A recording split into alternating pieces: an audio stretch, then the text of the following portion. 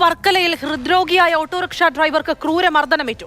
കുരക്കണ്ണി സ്വദേശി സുനിൽകുമാറിനാണ് മർദ്ദനമേറ്റത്. അക്രമി സംഘമെത്തിയ കാറും സംഘാംഗങ്ങളും CCTV ക്യാമറയിൽ വ്യക്തമാണ്. വർക്കല പോലീസ് വിശദാന്വേഷണം തുടങ്ങിയിട്ടുണ്ട്.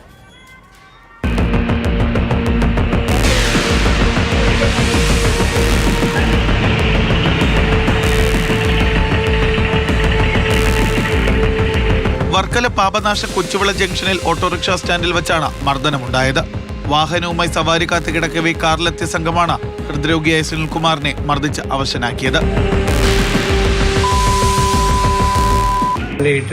വണ്ടി വന്ന് കുറുക്കിയിട്ട് പിന്നെ 3 പേരായിട്ട് ഇടിച്ച് നിരാശയാണ് മെയിനായിട്ട് ഇടിച്ചത്. അവന്റെ കൂടെ ഉള്ളവരും 3 പേരുണ്ടായിരുന്നു. സുനിൽകുമാറിന്റെ വാഹനത്തിൽ സവാരി പോയപ്പോൾ കൂലിയായി 100 രൂപ വാങ്ങിയിരുന്നു. ഇത് കൂടിപ്പോയെന്ന് പറഞ്ഞാണ് മർദ്ദനം ആരംഭിച്ചത്. കൂടുതൽ മർദ്ദിച്ചയാളെ സുനിൽകുമാറിന് നേരിട്ട് പരിചയമുണ്ടെന്നും ഒപ്പമുണ്ടായിരുന്ന മറ്റു 3 പേരെ ഇനി കണ്ടാൽ തിരിച്ചറിയാമെന്നും സുനിൽകുമാർ വ്യക്തമാക്കി. മർദ്ദനത്തിൽ പരിക്കേറ്റ സുനിൽകുമാർ വർക്കല താലൂക്ക് ആശുപത്രിയിലും പിന്നീട് തിരുവനന്തപുരം മെഡിക്കൽ കോളേജിലും ചികിത്സ തേടി. സംഭവവുമായി ബന്ധപ്പെട്ട് വർക്കല പോലീസിൽ പരാതി നൽകിയിട്ടുണ്ട്.